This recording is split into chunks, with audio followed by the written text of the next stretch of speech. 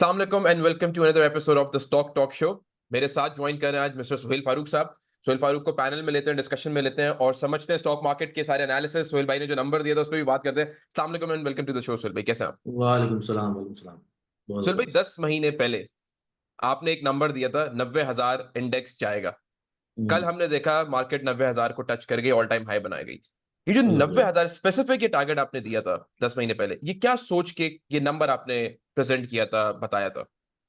यार देखो, short term में जो कोई बात की थी उस वक़्त मैंने 70 भी कहा था शायद, याद है? हम उसी वक़्त बैठे बिल्कुल। हुए थे, तो 66 पे खड़े हुए थे और मैंने कहा 70 हो जाएगा, लेकिन 70 उस हफ़्ते नहीं हुआ था बहरहाल। क्योंकि वो मैं हमेशा कहता हूँ कि शॉर्ट टर्म के अंदर जो एनालिसिस करते हैं ना, वो बहुत रफ़ होते हैं, उसकी वॉलेटिलिटी ज़्यादा होती है। लेकिन लॉन्ग टर्म में जब कोई बात की जाए ना, तो उसके अंदर जैसे सपोज़ हम किसी स्क्रिप्ट को एनालाइज़ करते हैं, टेक्निकली या फंडामेंटली, और उसके टारगेट देते हैं कि भई ₹200 में आज है और 1 साल बाद, डेढ़ साल बाद व्हाटएवर वो 250 हो जाएगा या 300 हो जाएगा। तो ये हो गया लॉन्ग टर्म टारगेट। लेकिन वो उस उस वक़्त के दरमियान में जो ये ज़िगज़ैग होती है ना मूवमेंट, उसको डेड एक्यूरेट पकड़ना ज़रा मुश्किल होता है, क्योंकि आपकी वोलेटाइल मार्केट होती है ना, आपके मार्केट सेंसिटिव होती हैं। इलेक्शन हो रहे हैं, नहीं हो रहे हैं, आईनी तरमीम आ रही है, नहीं आ रही है, तो उसको लेके जो वक़्ती तौर पे जो कोई बात की जाए कि यार कल जो है ये इंडेक्स 70 हो जाएगा, उसके अंदर आपकी जो परफेक्शन के चांस है वो थोड़े कम हो जाते हैं। लेकिन लॉन्ग टर्म में ज़्यादा होता है। अच्छा, रीज़न क्या था? रीज़न क्या था? मैं सबसे ज़्यादा एजुकेट मैंने किया है इस मामले में। ये बात मैं इसका क्रेडिट ले सकता हूँ कि एक्स डिविडेंड, जो बिल्कुल। हमारी स्टॉक मार्केट एक्स डिविडेंड या एक्स बोनस नहीं होती, उसकी वजह से उसकी वैल्यूएशन ज़्यादा बढ़ जाती है। मिसाल के तौर पर पहला मेरा जो टारगेट था 90,000 था दिसंबर के एंड तक। जब हमने ये बनाया था वीडियो, 90,000 की जो बात कर रहे हैं, वो दिसंबर एंड तक था। लेकिन उसके बाद मैंने ये रिव्यू कर दिया था, ये रिवाइज़ कर दिया था सुफियान के साथ, डॉक्टर साहब के साथ बैठ के, कि जिस तरह से जो डिविडेंड आए हैं, जो बोनस आए हैं, ख़ास तौर पर माड़ी पेट्रोलियम का अनएक्सपेक्टेड था, इतना बड़ा बोनस है, या इस तरह की कोई चीज़ें जो अनएक्सपेक्टेड हो जाती है, आपकी एक रीडिंग में नहीं होती कि यार ये कंपनी ₹100 डिविडेंड देगी, वो 200 दे देती है या बोनस दे देती है, और वो स्क्रिप्ट एक्स हो जाते हैं। जब वो एक्स होते हैं या पहले बोनस की वजह से बहुत बढ़ जाते हैं, तो उनकी जो प्राइस है, वो इंडेक्स को ज़्यादा पुश कर देती है। ठीक है। जैसे एफएफसी का मर्जर है एफएफबीएल से, तो FFPC। ये ज़रा अनएक्सपेक्टेड किस्म की चीज़ हुई ना। पहले तो नहीं ये, अगर वैसे हम टारगेट देखते तो इतने जल्दी शायद ना बढ़ती, लेकिन उनकी प्रॉफिटेबिलिटी अब बढ़ने की वजह से, क्योंकि दोनों जब मर्ज हो जाएंगे सिंगल एंटिटी बन जाएगी, तो इसलिए एफएफसी के रेट्स ने भी पुश किया इंडेक्स को। जब फर्टिलाइजर में एक सेक्टर पुश करेगा तो सब हैवी वेटेज है, तो ये कुछ वजूहत बन गई जो रिवाइज करना पड़ा। अब मैं समझता हूँ कि 98,000 टू 1,05,000 होगा, बिकॉज ये और कोई वजूहत नहीं है। जो हैवी वेट होते हैं वो एक्स नहीं होते हैं, और इंडेक्स जो है ना वहीं खड़ा रहता है, आइटम नीचे हो जाते हैं, फिर आइटम जब सही। दोबारा ऊपर आते हैं तो इंडेक्स पुश होता है बस। अच्छा सुहेल भाई, आपने बोला कि लॉन्ग टर्म में, क्योंकि शॉर्ट टर्म में बताना थोड़ा सा कंपैरेटिवली मुश्किल होता है क्योंकि वो कट डाउन चल रहा होता है। लॉन्ग टर्म में आप एनालाइज कर सकते हैं, लेकिन जिस टाइम पे आपने ये नंबर दिया उस टाइम पे बहुत ज्यादा इवेंट्स ने जगह ले ली थी। इलेक्शंस थे, आईएमएफ था, एक्सटर्नल फाइनेंसिंग थी, फॉरेन एक्सचेंज रिजर्व्स थे, बहुत सारी चीजें हमारे साथ जुड़नी थी। उन सब के बीच में ये नंबर और रिजल्ट्स आ रहे थे क्योंकि दिसंबर क्लोजिंग, उसके बाद उस क्वार्टर के रिजल्ट्स, एंड देन हमारे सामने जून क्लोजिंग भी थी। तो आपको लगता है कि रिजल्ट रिगार्डलेस अच्छे आए, लेकिन ये जो पॉलिटिकल फैक्टर या इकोनॉमिक फैक्टर्स होते हैं, रिफॉर्म्स की चीजें होती हैं, ये कहीं ना कहीं डेंट दे देती हैं और उससे आपका जो एक टारगेट होता है वो अपसेट हो सकता है? देखो, उस वक्त नंबर देना या जो आपकी करें ना कि चीज़ें अपसेट हो जाती हैं। देखो, मार्केट्स जो है ना वो अपने डायनेमिक्स पे चलती ही चलती है। ठीक है। कंपनी की कॉर्पोरेट अर्निंग्स होती हैं, मतलब एक कंपनी कमा रही है, कोई भी एग्जांपल ले लें जिसकी सर्विस इनकम है, जैसे बैंक्स है या फर्टिलाइजर है या वो चीज़ या ऑयल है या फार्मा है। अब इवन दो के पहले पावर को बड़ा हम मानते थे, और अभी तो ज़रा वक्ती तौर पर ज़रा उसमें प्रॉब्लम आया हुआ है, लेकिन मुझे पता है इवन कुछ अर्से बाद सॉर्ट आउट हो जाए। ये 5 फ्रंट लाइन सेक्टर होते हैं ना, किसी भी मुल्क के, वो चलते ही चलते हैं, किसी किसी भी इवेंट के बावजूद चलते हैं। जब मार्केटें बिल्कुल सन्नाटे में थी, जैसे साइडलाइन थी, तब भी ये स्ट्रक्चर परफॉर्म कर रहे थे ना, कंपनीज परफॉर्म कर रही थी और डिविडेंड्स अपने शेयर होल्डर्स को दे रही थी। जब हमने ये बैठ के बात की थी कि 70 की या मोमेंटम स्ट्रांग था, तो उस वक्त आपको याद है कि इंटरेस्ट रेट कम होने की बातें शुरू हो गई थी। हम्म। बिल्कुल। हाँ, तो जब इंटरेस्ट रेट बात कम की बातें शुरू हो गई थी, और उस वक्त बैंक जो है अपने पीक लगाए नहीं थे, बैंक ने, हम ये सोच रहे थे यार बैंक जो है पीक लगाएगा अभी भी, उसके अंदर पोटेंशियल मौजूद है। तो सारी कैलकुलेशन के हिसाब से एक तो 90,000 का टारगेट, 85 टू 95 के दरमियान टारगेट वैसे भी बनता ही था। और एक जो चैनल है उस पर भी बनता था। उसके बीच में जो प्रॉब्लम आती है ना, देखें, मैं हमेशा कहता हूँ अगर टेक्निकली अगर आपको स्ट्रांग होना है ना, तो आप फिर फंडामेंटल को भूल जाएं, खबरों को भूल जाएं, उस पर इतना रिलाय करें कि यार उसने कह दिया ना जो टेक्निकल्स ने, तो आप उसमें से निकल जाएं। सही है। ठीक है, तो टेक्निकल्स कह रहे थे कि मार्केट में अभी जगह है। हम्म, सही है, अब टेक्निकल्स को देर लग सकती है, 1 दिन 2 दिन 3 दिन, हम कुछ सोच रहे हैं 4 दिन, वो 8 दिन में। लेकिन सारी तमाम डायरेक्शन पूरी दुनिया की बता रही थी कि मार्केट में कुछ भी इवेंट्स आ जाए 19-20, अपार्ट फ्रॉम कि भाई बहुत बड़ा ऐसा कोई आ जाए, जैसे बहुत बड़ी जंग हो गई या कोविड जैसा मामला आ जाए, उसके अलावा मामला तो ऐसे ही थे। ऐसा लग रहा था कि इतना अंडर प्रेशर है हमारा स्टॉक मार्केट और वैल्यूज इतने नीचे हैं, इवेंचुअली इसने बस्ट आउट करना है। और वो हुआ, जो प्राइस निकले हैं जब, तो आपने देखा कि कितने भी छोटे छोटे इवेंट्स को तो मार्केट ने इग्नोर किया है। जो तो सही नेगेटिव है। इवेंट्स थे, मार्केट इग्नोर किया है, और मार्केट ने बहुत सारी पॉजिटिव चीजें आती रही लेती थी, आती नहीं लेती नहीं, और ज्यादातर नेगेटिव कुछ चीजों को उसने इग्नोर किया क्योंकि पोटेंशियल मौजूद था। आज आके हम कहें यहाँ पर कि वही इवेंट दोबारा 90,000 पे होते हैं, अब वही दोबारा हम पीछे चले जाएं और उसको उस वक्त इंडेक्स अगर 90,000 होता और फिर ये इवेंट होते ना, तो फिर पता चलता कि मार्केट क्यों जंप लेती है उतना। हम्म, तो मार्केट अपनी एक तकरीबन वैल्यूएशन पे आना शुरू हो गई है ना। अब मार्केट के अंदर उतना पोटेंशियल नहीं है, अपॉर्चुनिटीज मौजूद है पर उतना पोटेंशियल नहीं जितना से 1.5 साल पहले था। ये चलते रहो। चलो भाई, आपने फर्टिलाइजर सेक्टर की बात की, मैं वैल्यूएशन पर भी आता हूँ, मल्टीपल पर भी आता हूँ, लेकिन आपने फर्टिलाइजर, सीमेंट, बैंकिंग, इन सेक्टर्स की बात की। इंटरेस्ट रेट नीचे आए, लेकिन फिर भी बैंकिंग चला। अभी भी अगर हम रैली को देखें तो फर्टिलाइजर, सीमेंट और बैंकिंग लीड कर रहे थे, अगर हम अक्टूबर को भी देखते हैं। इन सेक्टर्स की चलने की क्या वजह है? अगर इंटरेस्ट रेट नीचे आ रहा है तो बैंकिंग से तो दूसरे सेक्टर्स में शिफ्ट हो सकता है, जहां पे फाइनेंस कॉस्ट कम लगेगी और उनमें लोग ट्रेड लेना पसंद करेंगे, क्योंकि हमेशा ये बात की जाती है कि अब जब इंटरेस्ट रेट नीचे आ रहे हैं तो वो सेक्टर जो हायर इंटरेस्ट रेट पे नहीं चल रहे थे, वो नीचे जब इंटरेस्ट रेट आएंगे तो उस पर रैली पकड़ सकते हैं। लेकिन फिर भी हमने देखा बैंकिंग चल रहा है, फर्टिलाइजर चल रहा है, सीमेंट चल रहा है। इनके चलने की क्या खास वजह थी? देखो, जो जो म्यूचुअल फंड्स हैं या जो स्मार्ट पैसा है जो मनी मार्केट में लगता है, या जो बहुत ही ऐसे लोग हैं ना जो बहुत हाई रिस्क की इन्वेस्टमेंट नहीं करते, वो तो ऐसे ही स्टॉक में जाते हैं ना। जैसे आपके पास टाइम नहीं है और आप किसी स्कूल में कॉलेज में लेक्चरर हैं, या आपको कोई और बिजनेस है जिसके अंदर आप 24 आवर्स इन है, तो आपके पास ये डिविडेंड वाले तो सेफ हेवन है ना। एक तो हमेशा अ, इनकी डिमांड रहती है इन स्टॉक्स की।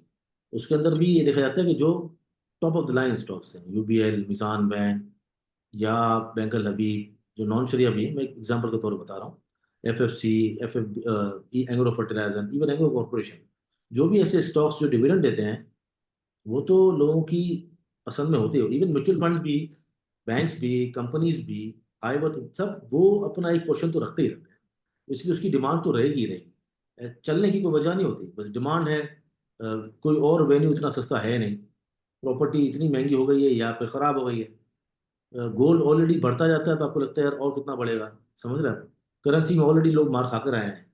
एक यही चीज़ है जो पाकिस्तान में अभी भी 2012 के या 2005 के रेटों में मिल रही है, स्टॉक मार्केट। और जो जानते हैं 2005 में क्या रेट थे, 2016 में क्या रेट थे, उसके अगेंस्ट में उनको अभी भी सस्ता लगता है। तो सिर्फ बात इतनी सी है, और कोई बात नहीं है कि क्यों चल रहा है क्यों नहीं चल रहा। जो पहले महंगे थे वो अब भी सस्ते हैं अगर, और अच्छे भी हैं और नस्ली भी हैं, तो उनकी डिमांड कम से कम उतनी तो रहेगी ना जितनी पहले थी। बिल्कुल। फर्ज करें एमसीबी 500 रुपये था, ये 400 रुपये था, 2005 की बात कर रहा हूँ। और मैं एफएफसी की बात कर रहा हूँ, या कोई भी स्टॉक आप उठा लें, ऑटो की बात कर लें, अच्छे जो स्टॉक्स हैं, वो अगर 2005 में जिस रेट पे थे और आज भी अगर उससे नीचे हैं, विच मीन्स कि हम 60 रुपये पे एक स्टॉक 300 का मिल रहा था जब डॉलर 60 रुपये का था, और आज डॉलर 300 रुपये का है और स्टॉक आपका 60 रुपये का मिल रहा है। तो आप सोचिए कितनी गुंजाइश है। तो गुंजाइश भी बहुत है। और दूसरा, जिस सेक्टर की आप बात कर रहे हैं उसके अंदर वॉलेटिलिटी बहुत होती है, जैसे कि सीमेंट सेक्टर है। अब वो सिक्लिकल टाइप के स्टॉक्स होते हैं, कभी अर्निंग पे चल जाते हैं, तो कभी वो डिमांड पे चल जाते हैं, तो कभी न्यूज़ पे चल जाते हैं। लेकिन जो सदाबहार है वो 5 ही सेक्टर है यहाँ पे फ्रंट लाइन। सुहेल भाई, आपने बोला कि हमारी मार्केट अभी भी चीप वैल्यूएशन पर है, और हमारी मार्केट का अगर मल्टीपल देखें, 4 के मल्टीपल पे हमारी मार्केट है इस वक्त, इंडेक्स हाई होने के बाद भी। अभी अगर इन्हीं सेक्टर्स की मैं बात करता हूँ, फर्टिलाइजर, सीमेंट, बैंकिंग, ऑयल, इनमें आज जिन रेट्स पर है, पीएसओ भी, अब आपने अपने ग्रुप्स में भी बताया, क्लाइंट्स को, मैं उस पर भी आऊंगा, लेकिन पीएसओ भी रैली पकड़ है। क्या मैं अगर आज पीएसओ खरीदना चाहूँ तो क्या ये रेट रेट है, या मैं उसके नीचे आने का वेट करूं, क्योंकि मल्टीपल तो सस्ता है, तो रेंज क्या होनी चाहिए अगर इन सेक्टर्स में और इन कंपनीज में एंटर करना है? देखो जब भी है ना, अगर आपको फंडामेंटल के हिसाब से लोग, अक्सर लोग मैं कहता हूँ अपने ग्रुप्स पे, भाई देखो, आपको अगर काम करना है, एक बात हमेशा याद रखना है कि आप किस मोटिव से आए हो, मतलब आपका मोटिव क्या है, आप किस सोच से आए हो। मतलब अगर आप विदाउट एनी प्लानिंग आए हो स्टॉक मार्केट में, तो फिर तो इवेंचुअली तो आप पैसा हार के चले जाओ। अगर आपको मोटिव है कि मुझे इन्वेस्टमेंट करनी है और मेरे पास टाइम नहीं है, तो आपके पास तो फ्रंट लाइन ही हो गया ना, एग्रो फर्टिलाइजर और मिजान बैंक। अब आप आते हो दूसरे, जो ज़्यादातर लोग आते हैं स्विंग ट्रेडिंग और डे ट्रेडिंग, और हमारे पास 95% तक का वही आता है।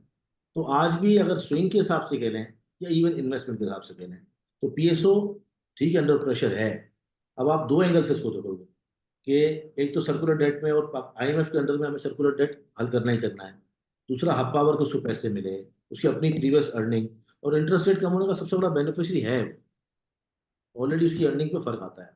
रिसर्च हाउस की रिपोर्ट्स स्मार्ट मनी इसको कवर करती है, तो ऑलरेडी उसकी वैल्यू कहीं ना कहीं आपको 300 350 पे नजर आती है। और ये चार्ट्स भी बताता है, आइडेंटिफाई करता है।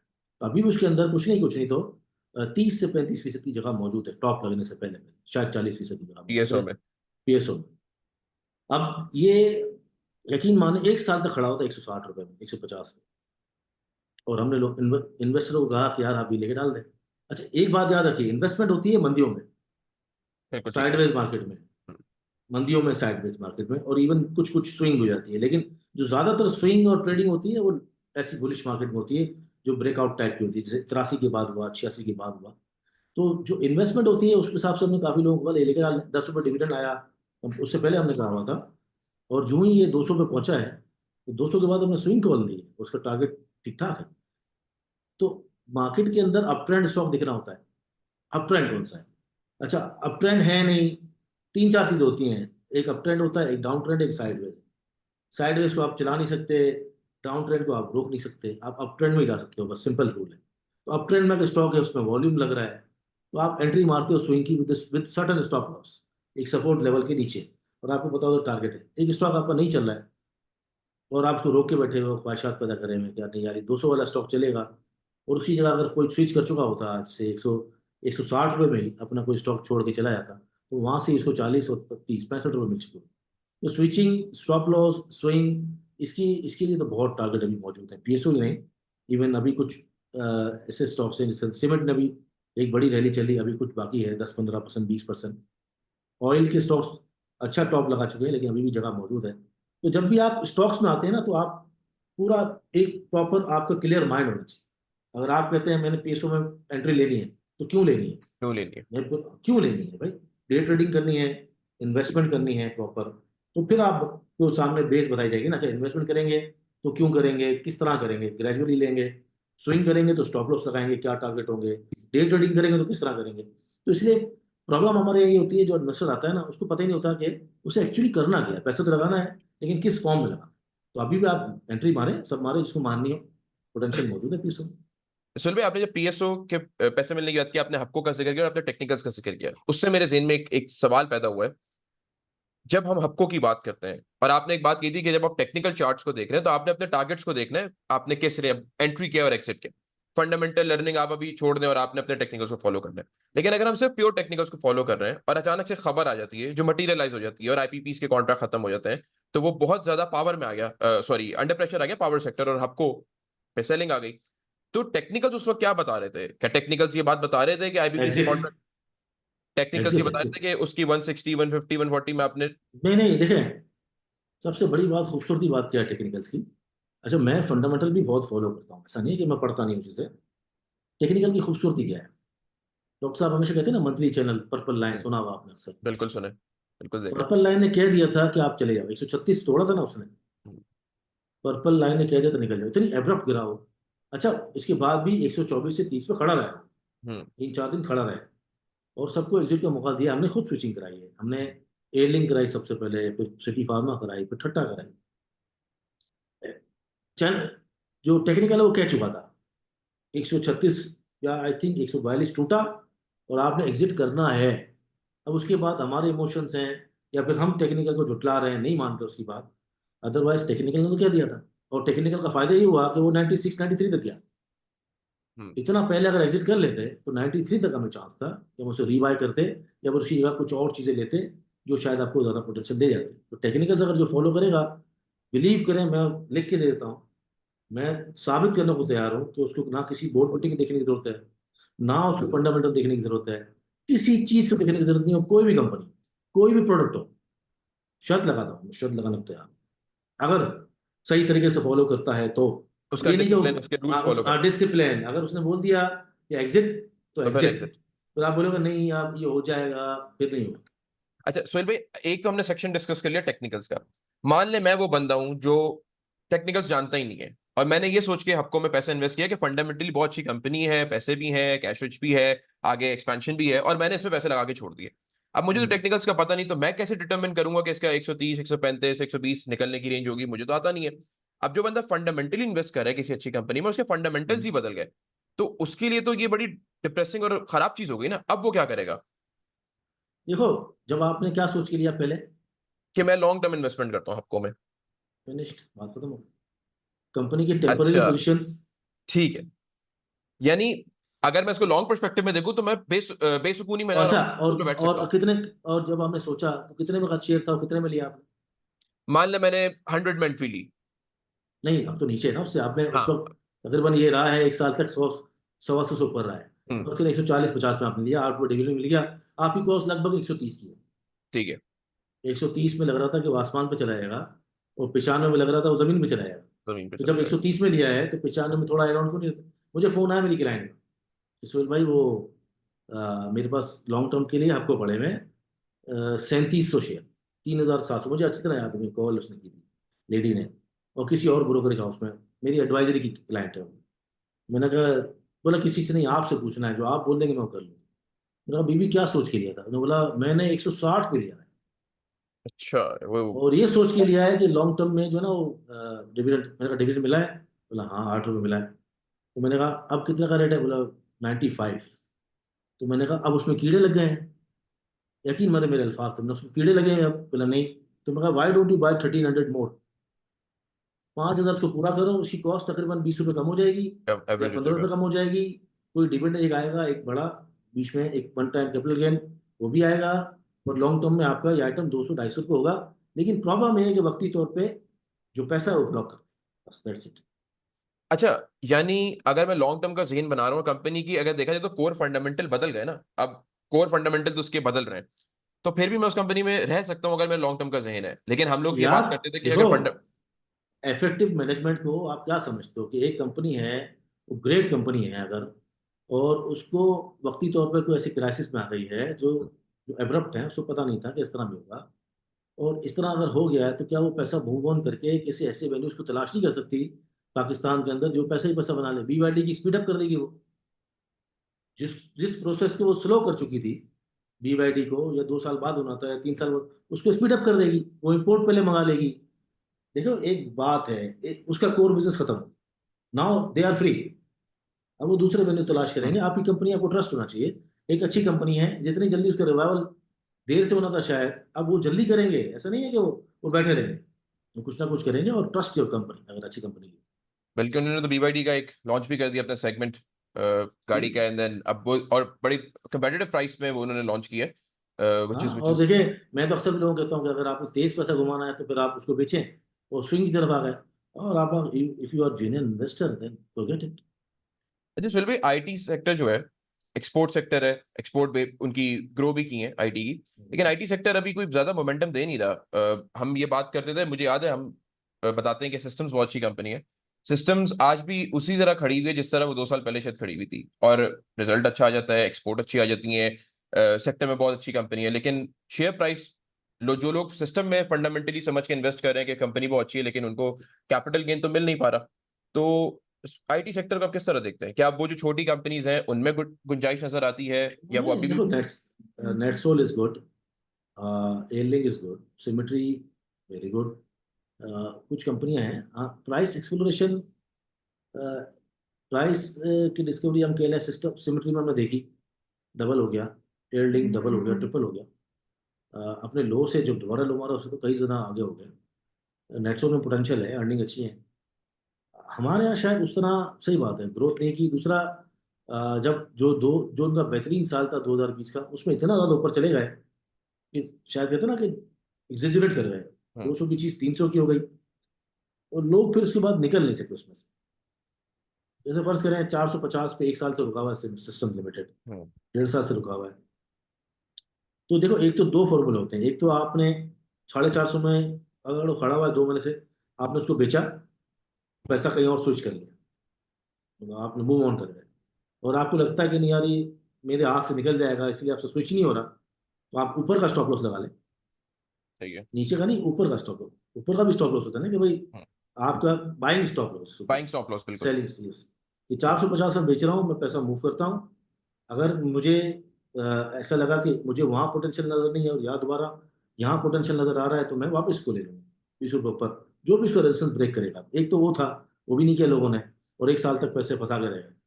दूसरा वो था जो डॉक्टर साहब का फार्मूला है कि 1 साल के अंदर वो जो बैंड बना के घूम रहा था, उसमें 40% आप बेचते अप एंड टॉप पे डाउन। 6.5 और 12, वो भी नहीं किया लोगों ने कि चलो अपना 40% ऊपर बेचें, नीचे लें। 400 और 450 के दरमियान को 10 दफा घुमाए, तो वो शेयर फ्री हो जाते हैं। तो ऐसा नहीं है कि हम किसी सेक्टर में फंसते नहीं हैं, या हम जो कॉल्स देते हैं ग्रुप्स पे वो सारी हिट जाती हैं, लेकिन स्टॉप लॉस और डिसिप्लिन ऐसा सहारा होता है कि एक दफ़ा जब आप फंस जाते हैं और निकल जाते हैं, तो सामने आपको 10 एंट्री अच्छी मिल जाती है। तो इसलिए परफॉर्मेंस कंपनीज की अच्छी बुरी हो सकती है। ये आपका जो बैंकिंग सेक्टर है, ये कितने सालों बाद चला है पता है आपको? ये बड़े लंबे अरसे बाद चला है। ये फर्टिलाइजर बड़े, इनको तो डिफेंसिव स्टॉक कहा जाता था, डिविडेंड। बिल्कुल डिफेंसिव स्टॉक्स। और आपका रिफाइनरी चलता था, आपका टेक्नोलॉजी चलता था, गिलास सेक्टर चल जाता था, केमिकल चल जाता था, टेक्सटाइल चल जाता था, ये चलते ही नहीं थे। जो प्रॉपर मार्केट चली है अब 2016 के बाद, जिसके अंदर आपके फ्रंट लाइन स्टॉक चल रहे हैं, तो होता है, गलतियां मैं हो जाती हैं, जी कारोबार जी है। बताइए बताइए। उसके अंदर अगर कोई गलती हो जाए तो रियलाइज करके चीज़ों से निकल जाना चाहिए। स्विचिंग के बगैर स्टॉक मार्केट में आप सर्वाइव नहीं कर सकते। मैं रिफाइनरी पर भी आता हूँ, मुझे एक कंपनी याद आ गई आपकी बात से। आपने उस कंपनी का बताया था रिफाइनरी में, और माशाल्लाह से कंपनी ने कोई मान नहीं रहा था। कोई मान नहीं रहा था। मुझे भी बहुत सारे लोगों ने पूछा कि ये सोहेल भाई ने ये दे दिया अचानक से इतना अच्छा करके, तो ये क्या है। मैं आता हूँ उस कंपनी में, लोग अभी हाँ, एंटिसिपेट करोगे, मुझे लेकिन उससे पहले मुझे इस तरह के मैसेज आए कि सर आपकी शायद तबीयत तबीयत सही नहीं आप, है। मुझे भी आए थे मुझे भी आए थे कि टीम से आप बात करें। मैंने कहा, मैंने बताया कि मुझे आए थे मैं आपसे शेयर भी कर सकता हूँ, लेकिन मुझे आए तो मैंने उन्हें एक्सप्लेन किया कि जो टारगेट्स हैं, आप पहले उसको समझें कि उन्हें टारगेट्स किस पर्सपेक्टिव में दिए हैं, वो क्या बता रहे हैं, वो आपको पूरा पहले से। टेक्निकल एक्सप्लेन करें। बट मैं आता हूँ उस बात पे। चलो भाई, इन्फ्लेशन के नंबर्स अगर देखते हैं ना, तो लास्ट ईयर सितंबर में अगर देखे जाए 31.4, जो कि बहुत बड़ा नंबर था, उससे 6.9 पे आ गया। इतना बड़ा डिक्रीज आया इन्फ्लेशन के नंबर्स में, जिसकी वजह से हमारा हम्म, इंटरेस्ट रेट भी नीचे आया है। फोर्थ को है मॉनेटरी पॉलिसी, नवंबर 4 को, और एक्सपेक्टेड है कि 200 बेसिस पॉइंट, जो रिसर्च रिपोर्ट्स भी आ रही है कि 200 बेसिस पॉइंट से कट डाउन होंगे इंटरेस्ट रेट। एप्टमा कहता है कि 400 बेसिस पॉइंट से कट होने चाहिए, क्योंकि उनकी इंडस्ट्री को सरवाइव करने के लिए इतना फाइनेंस कॉस्ट लो चाहिए और इतने इंटरेस्ट रेट नीचे आने हम्म। चाहिए। क्या लगता है आपको, कितने इंटरेस्ट रेट नीचे आ सकते हैं? और जो एप्टमा का जो आया प्रेस रिलीज आया है, उसको आप किस तरह देखते हैं टेक्सटाइल सेक्टर के लिए? एप्टम वालों को तो कभी सच्चा प्यार मिला ही नहीं ना, वो तो हर रोज वो मैटर नहीं करते वो लोग। अच्छा, दूसरा आपका इंटरेस्ट रेट देखो, इंटरेस्ट रेट की pre pre monetary policy rally है ना ये आफ्टर आईनी तरमीम और प्री मॉनेटरी पॉलिसी की रैली चल रही है। पहली चलिए। जब वो आएगी तो मार्केट थोड़ा करेक्ट करेगी। करेक्ट करेंगे। 200 बेसिस पॉइंट हो या 300 बेसिस पॉइंट हो या 400 बेसिस, मैटर नहीं करता। तो उसकी ठीक। पहले ही डाइल्यूट हो जाता है, मतलब कि प्राइस इन हो जाता है। तो वैसे भी कॉन्फिडेंस मैटर करता है, इंटरेस्ट रेट मैटर थोड़ी करते हैं। इतनी चीप मार्केट में इंटरेस्ट रेट क्या मैटर। क्योंकि हमने तो कॉन्फिडेंस 22% पे जैसे आप बात करते थे हमने देखा, और अगर ना हो मैं कॉन्फिडेंस कहता 0 1% पे भी था, ना हो। सुफियान बोलता था, लोग बोलते थे इंटरेस्ट रेट मिलेगा भाई, 22% पे 60,000 हुआ ना, हम्म, 67,000 हुआ ना। तो बिल्कुल। उस टाइम पे भी ऑल और टाइम हाई भाई, बनाया। हाँ, और 22% पे ही 40,000 भी थी। तो हम्म 40 को 67 तक कौन ले गया? कॉन्फिडेंस ना, आईएमएफ और कॉन्फिडेंस। मतलब आपकी पॉलिसी का तसलसल, चाहे जो भी हो, स्टेबल हो, रॉकेट पे जा रही हो, कुछ नहीं, तसलसल। और नजर आ रहे लोगों को, कॉन्फिडेंस आता है, अच्छा नजर आ रहा है, आईएमएफ हो गया, ये हो गया, वो हो रहा है, अच्छा ये पॉलिसी हो रही है, एसआईएफसी पीछे खड़ा हुआ है, तो कॉन्फिडेंस मिलता रहा। फिर डॉलर पे वो हुआ, क्रैक डाउन हुआ, फिर एक्सचेंज कंपनीज बनी, कॉन्फिडेंस और आईएमएफ। जब आईएमएफ और कॉन्फिडेंस की वजह से अगर मार्केट आपकी 22 इंटरेस्ट रेट पे 67 हो सकती है, तो सोचो 14 इंटरेस्ट रेट पे 1,14,000 हो सकती है, 1,67,000 हो सकती है, नहीं हो सकती? कॉन्फिडेंस हो तो सब कुछ हो। कॉन्फिडेंस चल भाई, रिफाइनरी के ऊपर आता हूँ जो मैं आपसे बात कर रहा था। आपने अटक रिफाइनरी के ऊपर एक एक अपने ग्रुप में क्लाइंट्स को बताया। मैं ये भी समझूंगा कि आप जो गाइड कर रहे होते हैं क्लाइंट्स को, वो किस पर्सपेक्टिव में होता है, शॉर्ट टर्म होता है, लॉन्ग टर्म होता है, क्या आपकी सोच होती है क्लाइंट्स को काम कराने के लिए? और दूसरा ही, जो आपने अटक रिफाइनरी का एक टारगेट दिया और अटक रिफाइनरी ने परफॉर्म किया, आपने उसको किस तरह आइडेंटिफाई किया? अटक रिफाइनरी को हम ये सुन रहे थे, रिफाइनरी पॉलिसी आ रही है, रिफाइनरी अपग्रेडेशन आ रही है, सऊदी इन्वेस्टमेंट आ रही है, रिफाइनरी लगा रहे हैं, पैसा लगा रहे हैं। आपका वो अटक रिफाइनरी को कैप्चर करना और एक टाइमली इतनी जबरदस्त कॉल देना, ये किस तरह एनालाइज किया? जरा हमें भी बताएं और सिखाएं, लोगों को सिखाएं एक्चुअली।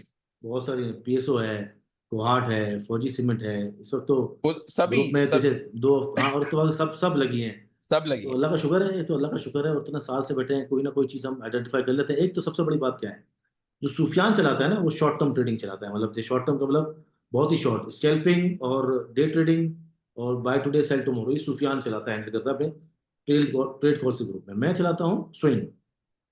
मैं पहले भी लोगों को स्विंग इन्वेस्टमेंट पोर्टफोलियो में, मेरा यही डिपार्टमेंट है। तो जब मार्केट इतनी महंगी हो जाए, या कह लें आपके हैवी हो जाए, या इस लेवल पे चली जाए कि यार उसके अंदर तेजी तो बहुत है, लेकिन साथ साथ रिस्क भी बढ़ रहा है ना, रिवॉर्ड कम हो रहा है, रिस्क बढ़ रहा है, मार्केट हैवी हो जाती है। इन्वेस्टमेंट तो पोर्टफोलियो तो मैं बनवाता था उस वक्त, जब 40,000 था, 55,000 था, ये इंडेक्स गिरे हुए थे, बैंकिंग फर्टिलाइजर, मैंने लोगों को बहुत दिलाया, यकीन माने। लेकिन जब मार्केट इस लेवल पे होती है ना, कि बहुत ज्यादा वोलेटाइल हो, एक स्पीड हो, एक गैप हो, कि भाई यहाँ 3-3 दिन तेजी है, 4-4 दिन तेजी है, उसमें स्विंग कराई जाती है ज्यादातर, स्विंग खेली जाती है। मार्केट इसको कहते हैं एक्सट्रीम बुलिश मोमेंटम, जो होता है ना, मोमेंटम। अब मोमेंटम ट्रेडिंग के अंदर अगर आप बोलेंगे यार मैं इन्वेस्टमेंट कर दूं, तो वो आपका एक स्टॉक बढ़ेगा, वो रुक जाएगा। स्विंग जो है आपको चांस देती रहेगी। आपने एक स्विंग छोटी के लिए, 1 हफ्ते की, 2 हफ्ते की, या 2 दिन की, 3 दिन की, या इवन 1 मंथ की, तो सामने आप शिफ्ट हो गए दूसरे स्टॉक में, उसने परफॉर्म नहीं किया, दूसरा आइडेंटिफाई किया, उसमें परफॉर्म कर गए। तो स्विंग में फायदा होता है ज्यादा। इवन दो कि जो इन्वेस्टर होता है ना, पैसा लगाता है, वो भी स्विंग में लगाता है। ये नहीं होता कि आप इन्वेस्टमेंट कर ले, वो स्टॉक चले ही नहीं। हम्म। बहुत सारे ज्ञानी बाबा होते हैं ना, कुछ सिस्टम्स में 1 साल रख के बैठा हुआ है, कोई नेशनल फूड रख के बैठा हुआ है। माड़ी जो है, मैंने लोगों को बिकवाया, मैंने कहा यार 457 में बेचो, ये पैसा खुला करो, कहीं और लगाओ, और वापस नीचे मिले तो ले लेना, बोनस भी बेचो। अब 25 दिन से 30 दिन से माड़ी वहीं खड़ा हुआ है, और हम्म। उसके करीब के जो स्टॉक्स थे वो वहां से चल रहा है। चल रहे हैं। इवन उसके करीब आ गया कोहाट सीमेंट। तो मैं जिस अटक रिफाइनरी का जो वाक्य होता है, उसमें अटक रिफाइनरी में मेरी पहली नजर नहीं थी। सुफियान ने पहली कॉल दी थी 300 की, 300 से 350 तक की शॉर्ट, 2 दिन की। तो वो कैप हुआ 335 पे, और दूसरे दिन खुला है शायद 375, आई थिंक। तो सुफियान ने कहा भाई मेरा टारगेट पूरा हुआ, आप बेचो। लोगों को बोला, लोगों ने प्रॉफिट टेकिंग करी अपनी, तो अच्छा नफा हुआ 2 दिन के अंदर, एक तगड़ा 15-20% बहुत गेन हो हुआ। गया। रात को मैं बैठा हुआ था, तो अक्सर मैं कहा देखूँ यार ये, आज उस दिन शायद फिर कैप लगा था, 375 पे या 377 पे, आई थिंक, हाँ कैप लगा था। तो मैंने कहा देखें जरा। तो मैंने देखा तो मेरे टारगेट में आ रहा था। मैंने कहा यार ये तो उन्हीं स्टॉक्स की तरह आ रहा है जिस तरह हम आइडेंटिफाई करते हैं कोई स्विंग के लिए, बड़ी स्विंग, जैसे पीएसओ किया है मैंने, या कोहाट किया है, बहुत फौजी सीमेंट किया है, एफएफपीएल किया है, अटक सीमेंट किया है, आपका अभी ये जो स्टॉक आए थे, एबर्ट लेबोरेटरीज, फिर एटलस होंडा, बहुत सारे स्टॉक मैंने दिए हैं, और बहुत सारे सुफियान भी देता रहता है। तो मैंने कहा यार ये तो उसमें आ रहा है। तब मैंने टारगेट लिख के कॉल दी ना नीचे, तो बहुत सारे लोगों ने मैसेज वगैरह किए, आर यू ऑल राइट। मैंने बोला अभी तो 80 रुपये बढ़ के आया 2 दिन से, तो आप कह रहे हैं। अच्छा, जो मैंने बाइंग रेंज थी ना, उसके अंदर 2 दिन तंग करता था, उसकी भी कैसा रिजल्ट था। जब वो तंग किया था ना, तभी हमें भी लोगों ने पूछा था कि ये तो लेकिन कैसे जी। 413 गया वो, बिल्कुल, लेकिन बात बाइंग के ऊपर गया, गया। बिल्कुल बाइंग के बाइंग ऊपर के गया। ऊपर गया, लेकिन क्योंकि देखें, जो चीज 290 से 413 जाएगी, थोड़ा सांस तो लेगी ना, लेगी। वरना तो ब्रीदर इंडिकेटर चाहिए। वगैरह, हाँ इंडिकेटर नहीं तो फूल जाएगा सारा। फिर रिजल्ट वगैरह आ गया, जो ही सेट हो गया, एक कैप, फिर दूसरा कैप, और तीसरा कैप, ऑलमोस्ट तीसरा कैप हो जाता 500 पे। लेकिन वो नंबर बढ़ा है जरा, 500 पे, 400 फिर 500, थोड़ा यहाँ ब्रीदर पे है, इंशाल्लाह वो टारगेट भी आएगा जो हमने बताया, वो तो अब दूर भी नहीं है। तो अच्छा। टेक्निकली मैं जब फॉलो करता हूँ, तो उसके पीछे, अगर जिस जिस डायरेक्शन में हम देख रहे होते हैं ना स्टॉक का, टेक्निकली अगर वो मूव कर रहा है और विद वॉल्यूम जूम कर रहा है, तो फिर बाकी आपको खबरें, रिजल्ट देखने की जरूरत नहीं है। इसका मतलब वो सारी चीजें उसके साथ अच्छी होंगी ही होंगी, तभी वो अप ट्रेंड है। इसलिए मैं कहता हूँ जो टेक्निकली चीज़ों को फॉलो कर लेना, उससे फिर किसी चीज़ को देखने की जरूरत नहीं है, ना फंडामेंटल्स, ना ही इवन खबरें, ना मैशियत, कुछ भी नहीं। अगर वो प्योरली फॉलो कर ले डिसिप्लिन के साथ, मजहब की तरह, कि मैंने फॉलो करना है तो। रिलीजियसली फॉलो कर रहे हैं। यस। सोहेल भाई, लोगों ने कमेंट्स भी किए थे, मैं आपकी वीडियोस के नीचे देख रहा था, तो लोगों ने कहा था कि जो आपने अपनी पावर लंच में आप बनाते हैं, तो वहीं पे आप चीजें गाइड कर रहे होते हैं, और लोगों ने कहा कि हमने फ्री यूट्यूब पे देखा सोहेल भाई की कॉल्स जो बता रहे होते हैं, हमने लिया और हमें तगड़ा मुनाफा हुआ, प्रॉफिट हुआ अटक क्वार्टर। सीमेंट है वो सब। बिल्कुल, वो लोगों ठट्टा ने किया। सीमेंट, अटक सीमेंट।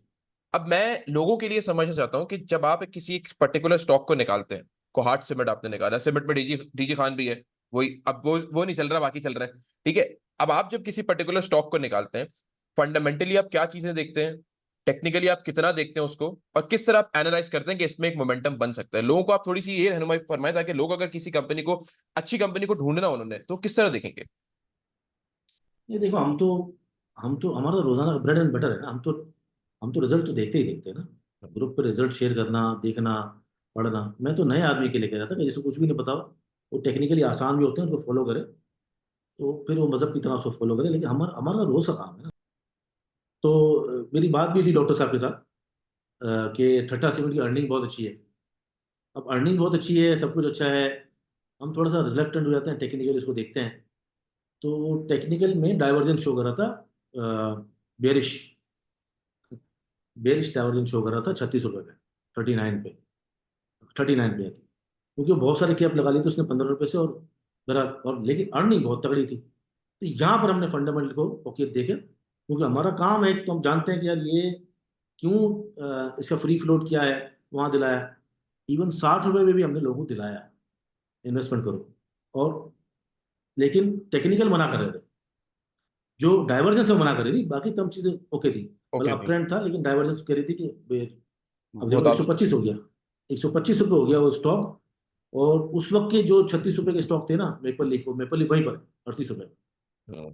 तो ये फर्क होता है ना, कि अगर आप स्विचिंग नहीं करेंगे, लोग मेपल लीफ पे बैठे हुए हैं जो, अब जो मेपल लीफ पे बैठे हुए हैं, वो ठट्टा सीमेंट को देख के उनका क्या हाल हो रहा है। बाकी एग्जैक्टली। आपने जो सवाल किया, आप क्या देखते हैं, हम सब कुछ देखते हैं, ग्रुप भी देखते हैं, फ्री फ्लोट भी देखते हैं, टेक्निकल्स पे कौन सी आइटम को लगाना है, ये भी देखते हैं हम। सारे गधे गधे गधे घोड़े एक साथ नहीं लगाते, घोड़ों को लगाते हैं। और कभी कभार गधे लगाते हैं तो मार भी पड़ती है। कभी कभार मार्केट जब, हाँ मार भी पड़ती है, ऑफकोर्स, मैं खुला कह रहा हूँ। कोई ये समझ के आएगा कि मेरे पास मार नहीं पड़ेगी, नहीं, मैं स्विच कर दूंगा, मैं स्टॉप लॉस लगा के निकल जाऊंगा, मैं एग्जिट करा दूंगा। लेकिन अगर कोई ये कहेगा यार आपके पास तो सारी, नहीं भाई, मार भी पड़ती है।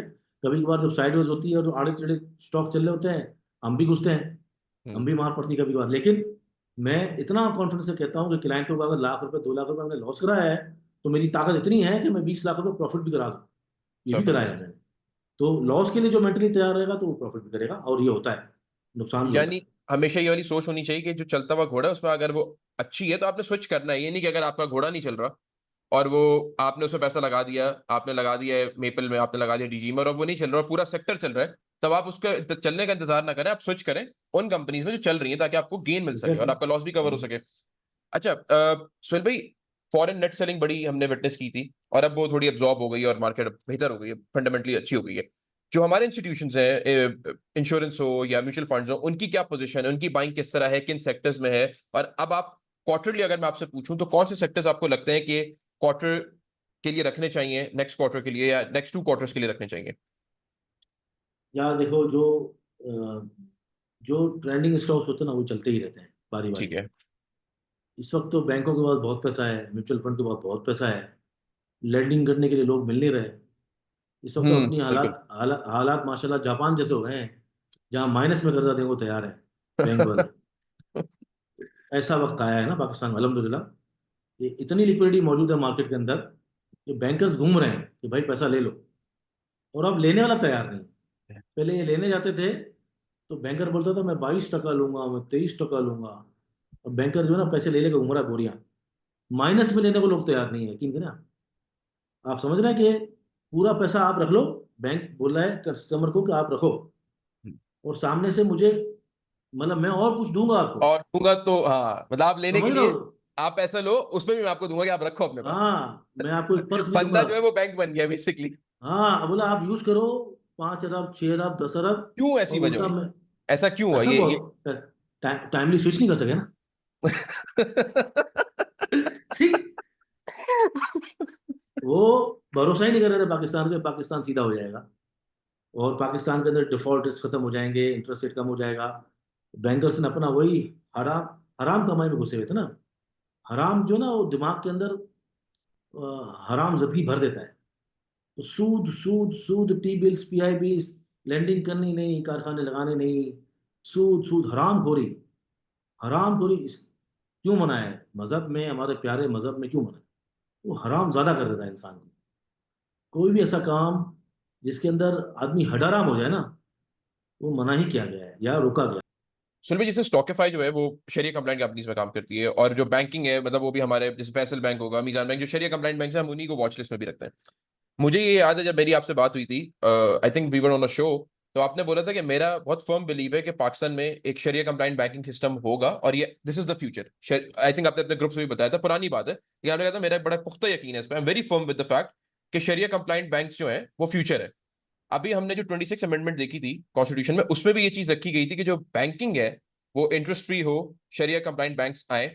तो अब आप शरिया कंप्लाइंट बैंक्स को कितना पोटेंशियल देखते हैं उनमें, कि being the constitution amendment with them, and उनमें कितनी ग्रोथ है, हमारा मुल्क क्या डाइवर्जन शिफ्ट की तरफ जा रहा है कन्वेंशनल बैंकिंग से इस्लामिक बैंकिंग की तरफ, और 2028 तक ये कह रहे हैं कि पाकिस्तान को इंटरेस्ट फ्री बैंकिंग सिस्टम भी करेंगे वो तो शरिया कोड की वजह से ना। शरिया कोड की वजह से। शरिया यस। कोड की वजह से 2027 में देखो, जब बैंकिंग सेक्टर इस्लामिक बैंकिंग हो जाएगी ना, तो आपका जो रिलक्टेंट होते हैं ना लोग, उनका कॉन्फिडेंस बढ़ेगा बैंकिंग सेक्टर पे। वो पैसा लेंगे भी, पैसा देंगे भी, सिस्टम हमारा अच्छा हो जाएगा। बहुत पोटेंशियल तो है ना। और दूसरा, यार लोगों की डिमांड भी होती है। मेरा मेरा ज़्यादा क्लाइंट ओवरसीज पाकिस्तानी है, बहुत ज़्यादा क्लाइंट। और उनसे मेरी बात होती है तो वो ज़्यादा बिलीव करते हैं कि यार इस्लाम हमसे दूर ना हो, मजहबी तौर पर हम अ, खाना पीना, रहना सहना, लेन देन, ये इस्लामी रखें। एक और बात भी मैंने आपको की थी जनवरी के प्रोग्राम में, कि Pakistan always positive on Pakistan, याद है आपको? यस। मैं पाकिस्तान बिल्कुल से है। तो लेके मैं लोगों को बुलिश ऑन लेके Pakistan. Negative, bullish on Pakistan. उस वक्त शायद 60,000 इंडेक्स था या उससे भी कम था। मैं पाकिस्तान को लेके बुलिश हूँ। आज तमाम चीज़ें वही हैं। पाकिस्तान सीधा ट्रैक पे भी आ गया, आईएमएफ भी है, अल्हम्दुलिल्लाह चीज़ें बेहतर भी जा रहे हैं। और नज़र भी आ रहा है कि जो इंस्टीट्यूशंस हैं वो आहिस्ता आहिस्ता इस चीज़ को समझ रही हैं कि अगर मुल्क ही नहीं होगा तो आप लड़ोगे इधर। लड़ाई करने के लिए भी जगह चाहिए ना, आपको अपना घर चाहिए। घर के अंदर दो लोग आपस में लड़ाई कर सकते हैं, दो भाई दो बहन। लेकिन अगर किसी की किसी की कैद में रहेगा तो देखो, ये सारे जो नखरे हैं ना, तो लड़ाई कर रहे हैं और हम सड़कों पे लड़ रहे हैं, गालियाँ दे रहे हैं, और हम टेबल पे बैठ के बात नहीं कर सकते। तो ये कभी कैद में वो इंसान होता है ना, तो उससे पूछो हमें मस्ती क्यों है, हम आज़ाद मुल्क में हैं और हमें कदर नहीं करते इस मुल्क की, लॉ अबाइडिंग सिटीजन नहीं है, रूल ऑफ लॉ यहाँ पर नहीं है। तो हमेशा पाकिस्तान में बुलिश रहना चाहिए और पॉजिटिव डेवलपमेंट बहुत आएंगी इंशाल्लाह आने वाले 36 महीने। जब तक हम आईएमएफ के अंडर में हैं, आप ग्रोथ ही ग्रोथ देखेंगे। वक्ती तौर पर कुछ अप एंड डाउन होंगे इंशाल्लाह, अप्स एंड डाउन हो सकते हैं, लेकिन इंशाल्लाह फ्यूचर ब्राइट है। आईएमएफ की 3.2 की ग्रोथ प्रोजेक्शन भी है 2025 तक, और मैं ये पूछना चाहूंगा कि जो आईएमएफ की ये ग्रोथ प्रोजेक्शन आई है, ये इन्हीं रीजन की वजह से कि हमारे इकोनॉमिक रिफॉर्म्स ट्रैक की तरफ आ गए, चाहे वो आईपीपीस के मामले हो या हमारे गैस टैरिफ्स हो, हम लोग चीजें बेहतर करने की कोशिश कर रहे हैं, दैट मीन्स कि पॉलिसी पे कॉम्प्रोमाइज नहीं हो रहा। दैट इज द रीजन कि आईएमएफ की जो 3.2 की ग्रोथ प्रोजेक्शन भी आई है 2025 को लेकर, वो इस वजह से आई है। देखो ना, जो प्रोजेक्शन है वो तो खैर वो डेटा देखते हैं, एनालाइज करते हैं उनको, जो पाकिस्तान ब्यूरो ऑफ स्टेटिस्टिक्स उनका तो खैर बहुत ही बड़ा नेटवर्क है ना, वो हर जगह से डेटा लेते हैं, वो आए बाएं शाइन नहीं मारते। हम्म। ये ग्रोथ बढ़ भी सकती है, वी शेप रिकवरी अगर हो, तेज हो। दुनिया भर में अगर डिफ्लेशन जो मामला चल रहा है थोड़ा बहुत, या रिसेशन का, इस तरह की चीज़ें अगर कम होती हैं, तो वापस अगर इकोनॉमी ट्रैक पे आती है, तो इंशाल्लाह हम ज़्यादा तेज़ी से रिकवरी भी देख सकते हैं। जरूरी नहीं है कि 3.2 हो, 3.8 भी हो। बाकी आईएमएफ जो कहता है ना, वो काफ़ी चीज़ें कहता है। देखो, जो आईएमएफ है उसने अगर 40 कंडीशंस बनवाई हैं, तो उसमें इनको हर 3 महीने बाद रिव्यू में बताना पड़ेगा ना कि हमने रिव्यू ये किया बताना। नहीं किया। तो हम्म। अगली किस्त ऐसे थोड़ी मिल जाएगी।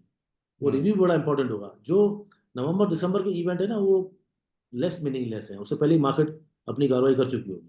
उसके बाद इवेंट हो रहे होंगे, ओ अब ये होगा अब ये होगा, नहीं। जो आईएमएफ रिव्यू होता है मोस्ट इंपॉर्टेंट चीज़ होती है पाकिस्तान की प्रोग्रेस के लिए।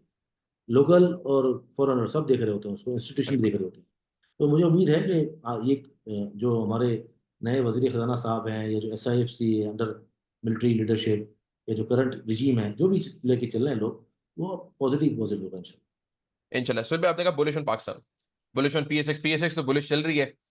कंपनीज कौन सी बुलिश होनी चाहिए? अब आप मुझे ये बताएं कि आपने वैसे तो डिस्कस कर दिया, लेकिन टॉप पिक्स होती है ना, हर इंसान की एक टॉप पिक्स होती है। और एक सवाल मेरा और था, आप जो स्विंग कॉल दे रहे होते हैं वो मैं वापस लेना चाहूंगा, वो आप कितने वीक्स की देते हैं? मतलब अगर आप कोई कंपनी बताते हैं या भी आप जैसे अपने टॉपिक्स बताएंगे, तो वो आज अगर मैं आपसे पूछ रहा हूँ, तो वो अगर आप कहते हैं उसमें ग्रोथ है 5%, 10% लेट्स से, तो वो कितने, रेंज कितनी होती है? 4 वीक्स की होती है, 6 वीक्स की होती है, क्या रेंज होती है?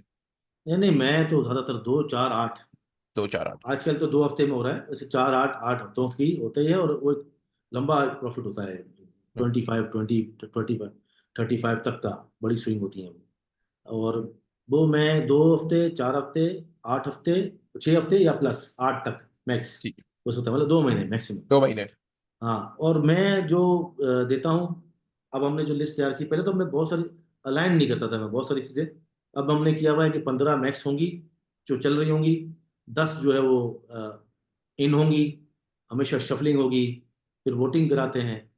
वोटिंग करा के पता चलता है अच्छा ये जो स्टॉक है वो ज़्यादा लोग नहीं ले रहे हैं महंगा होने की वजह से या सुस्त होने की वजह से, तो फिर हम शिफ्ट करा एग्जिट कर जाते हैं। बहुत अच्छी पॉलिसी से चल रहा है, और बहुत मज़ेदार इस वक्त गेम चल रहा है, मज़ा आ रहा है। इस वक्त टॉप पिक्स में देखें, अभी भी मुझे लगता है FFBL की जो अर्निंग आई है उसके अंदर पोटेंशियल है अभी भी।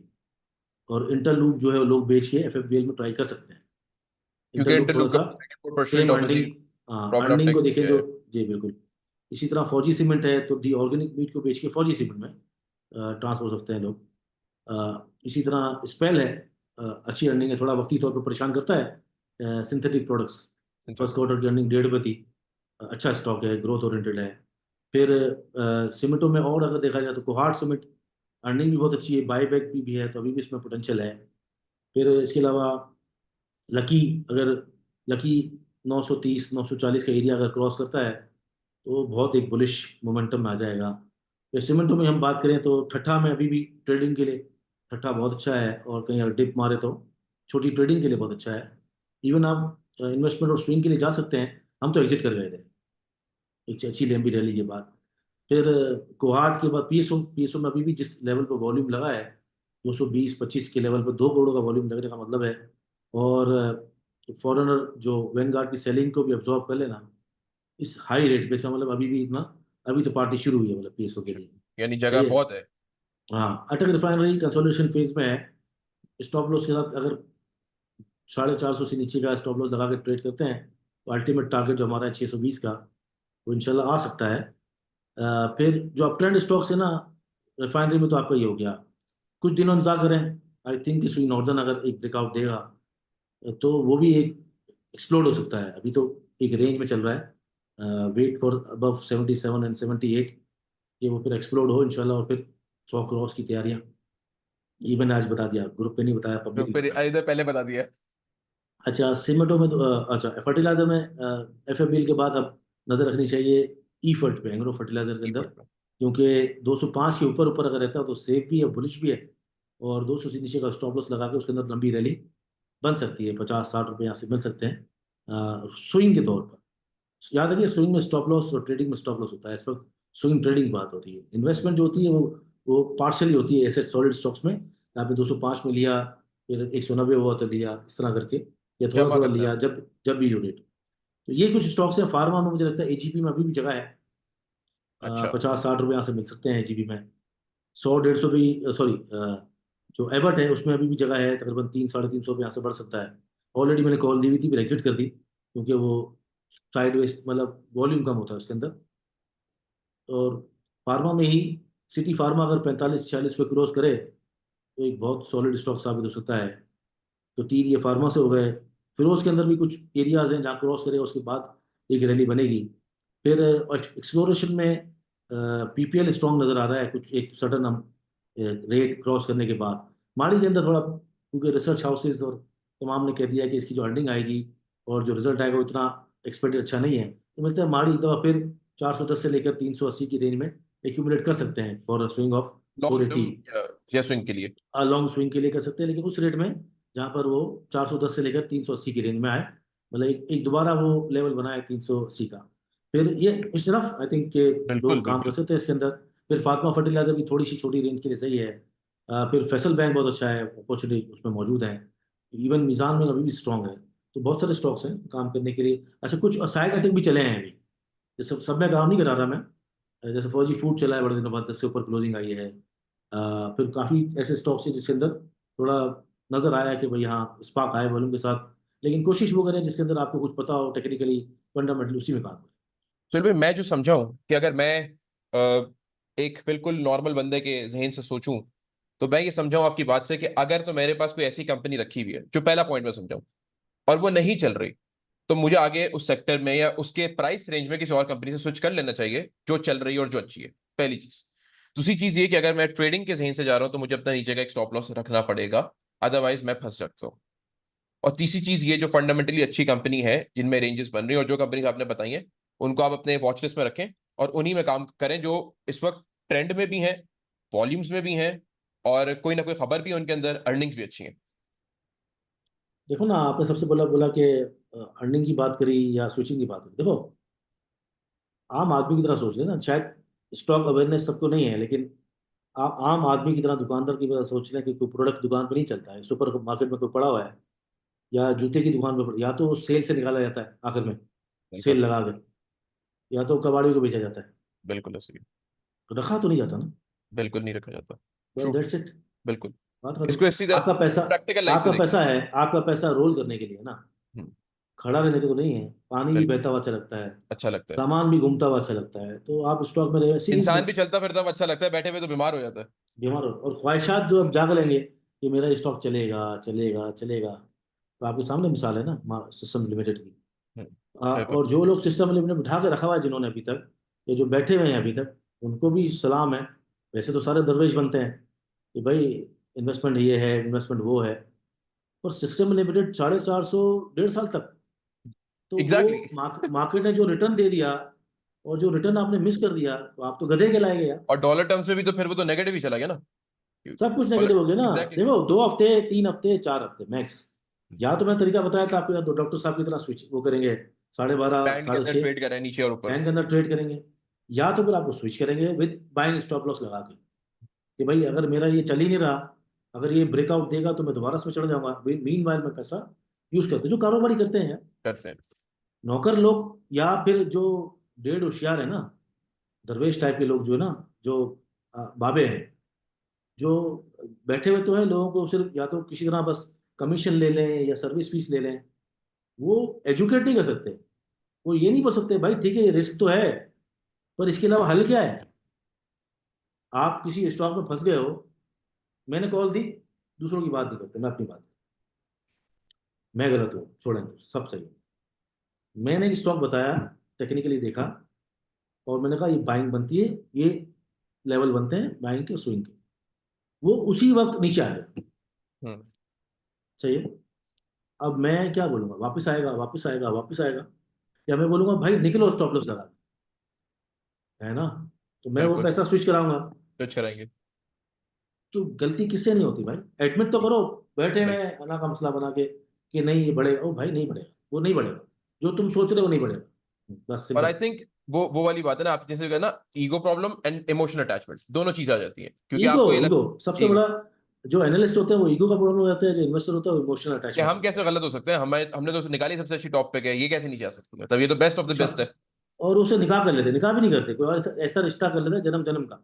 निकाह में तो फिर भी ऑप्शन मौजूद है तलाक का, लेकिन यहाँ तो ऑप्शन ही मौजूद नहीं करते, छोड़ते ही नहीं। नहीं स्टॉक को। ओ भाई, वॉरेन बफेट भी शेयर बेचता है एक जगह पर, या बिल्कुल वो स्टॉक बेचते हैं। होता है, या तो कंपनी नुकसान करती है तो भी बेचता है, स्टॉक होता है तो भी बेचता है, high performance comparison of stock में बेच देता है, वो भी तो बेचता है, वो तो नहीं बड़ी कंपनी बेचना तो चला है। रहा है।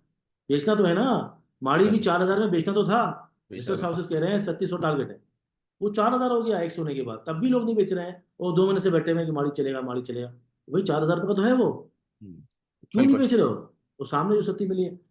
बाकी देखें, दूसरा आपने पूछा क्या अर्निंग का पूछा, आपने पूछा क्या। अर्निंग्स के जो कंपनी आपने बताई है उनकी अर्निंग्स अच्छी हैं, वो न्यूज में है, उनके अंदर कोई खबर है, उनमें काम करें, जिनकी अर्निंग्स भी अच्छी बिल्कुल हैं, बिल्कुल, मजबूत हाँ भी हैं। बिल्कुल। जो अगर टेक्निकली भी मजबूत होगा, और खबरें और रिजल्ट और फंडामेंटल भी पढ़ता रहेगा, तो वो बहुत अच्छा जीतने का चांस उसके ज़्यादा बढ़ जाए, बहुत चल भाई, बढ़ जाए। लास्ट में मैं ये पूछना चाहूंगा कि कोई ऐसी चीज जो आप लोगों को ये बताना चाहिए, उससे अवॉइड करें, उससे बच के रहें, या उनके साथ लाजमी होना चाहिए, जैसे आप हमेशा कहते हैं स्टॉप लॉस, अगर आप ट्रेड करें तो आपका स्टॉप लॉस साथी है, वो आपने लगाने लगाना है। कोई ऐसी चीज जिसको अवॉइड करना चाहिए, ओवर ट्रेडिंग अवॉइड करनी चाहिए या क्वांटिटी अवॉइड करनी चाहिए, कोई वो चीज अगर आप बताना चाहें। अच्छा, एक तो जो नए लोग सुन रहे हैं मैं उनको कह दूं कि हमारी टीम ने बड़ी प्यार से बड़ी मेहनत से बनाया है एक वेबिनार, जो इंशाल्लाह अगले हफ्ते है शायद। और उसके लिए जो लोग सुन रहे हैं वो अपने रिश्तेदारों को, बच्चों को, खासतौर पर बच्चों, लड़कियों को खास तौर पे, लड़की बच्चियों को वो वेबिनार ऑनलाइन है, अटेंड कराएं और मुफीस के नंबर पर रब्ता करवा के रजिस्ट्रेशन कराएं। 033429767747 पूरी टीम ने अरेंज किया है। पूरी टीम आपको एक्सप्लेन भी करेगी और प्रेजेंट भी करेगी प्योरली स्टॉक मार्केट में कैसे पैसा बनाया जाता है, कैसे अवेयरनेस लोगों को देनी है, कैसे वो इन्वेस्टमेंट अपनी बढ़ा सकते हैं, कैसे सेविंग वो बचा सकते हैं। ये सबसे पहले तो बहुत ज़रूरी है कि बेसिक्स दो, फाइनेंशियल लिटरेसी की बेसिक्स और स्टॉक मार्केट की बेसिक्स लोगों को सीखनी चाहिए। और जो भी सुनने वाले लोग हैं वो ज़रूर जो है वो खुद भी अगर सीखना चाहें, अगर नहीं आता, बेसिक्स नहीं आती, और अपने रिश्तेदारों को और बच्चों को जरूर सिखाएं। आपने बोला अवॉइड करना चाहिए, मेरे ख्याल से डिस्ट्रैक्शन अवॉइड करनी चाहिए ज़िंदगी में। बाकी सब सही है। मुझे लगता है कि जो हमें फोकस नहीं करने देती ना, अब हमारा काम ब्रोकरेज का है, मेन कोर बिजनेस, और एडवाइजरी का है। और हम जितने लोगों से अटैच होते हैं, बात कर होते हैं, हम भी किसी पर्टिकुलर ऐसे काम को फोकस नहीं कर सकते जो बहुत ज़्यादा कंसंट्रेशन मांगता हो। तो लोगों को चाहिए तो सबसे पहले डिस्ट्रैक्शन अवॉइड करें। ये जो नोटिफिकेशंस है ना, ये ये तबाही है। फेसबुक के नोटिफिकेशन, व्हाट्सएप की नोटिफिकेशन, माशूक का नोटिफिकेशन, मतलब बच्ची का कंपनीज की नोटिफिकेशन नोटिफिकेशन। भी सर र्यूमर्स बन के गलत खबरें फैलती हैं और लोग परेशान हो जाते हैं कि फिर कंपनी की बाद में क्लैरिफिकेशंस और आती हैं कि फिर इतने चैट व्हाट्सएप ग्रुप में, आप इन्वेस्टर हो, आप ट्रेडर हो, और आप व्हाट्सएप ग्रुपों में अल्लाह माफ करे क्या बोलने वाला था मैं, गॉसिप कर रहे हो। मतलब अनबिलीवेबल यार, कि गॉसिप गर्ल्स बने हुए हैं। आपकी मार्केट इतना तेज चली, अब मैं 10 आइटम में लगा हुआ हूँ। इस वक्त मेरी ट्रेड कोर्स 9 में 10 में चल रही है। 10 आइटमों में मेरी नजर रह जाए ना तो बहुत है। उसके अंदर भी लोगों को बताना, भाई हाँ, ये रेजिस्टेंस पे इसको थोड़ा ऑफलोड करें, ये सपोर्ट पे ये बाय करें, और एक बिके दूसरा ले। 10 आइटम पे पूरा दिन फोकस कर ले तो भी बड़ी बात है। 10 आइटम पे, और वो 10 आइटम में स्विंग की बेहतरीन आइटम में अगर पैसा ना बना सके ना इंसान ऐसे हालात में, तो उसको या तो कोई अच्छी वाली नौकरी कर लेना चाहिए, या पैसे का गोल्ड, प्राइस बॉन्ड, कुछ भी ऐसे लेना चाहिए जहां पर उसको दिमागी तौर पर काम ना करना पड़े। क्योंकि स्टॉक मार्केट में इस वक्त जो पैसा बन रहा है ना, उसकी स्पीड आप तस्वुर ही नहीं कर सकते। पिछले 2 हफ्ते में हम अंदाजा करो ना, आप बोल रहे हो रिफाइनरी 300 से 500, अच्छा। 505 विद इन 7 वर्किंग डेज। बिल्कुल। आप वो 7 वर्किंग डे के अंदर अगर उसको मल्टीप्लाई करें और सालों से करें, अगर आप यहाँ पर उसका वो लगाएं अमाउंट, 1 लाख 1,000 शेयर होता है किसी के पास, मैं बता रहा हूँ ऐसे जनरली, 3 लाख जनरली। रुपए होते हैं ना।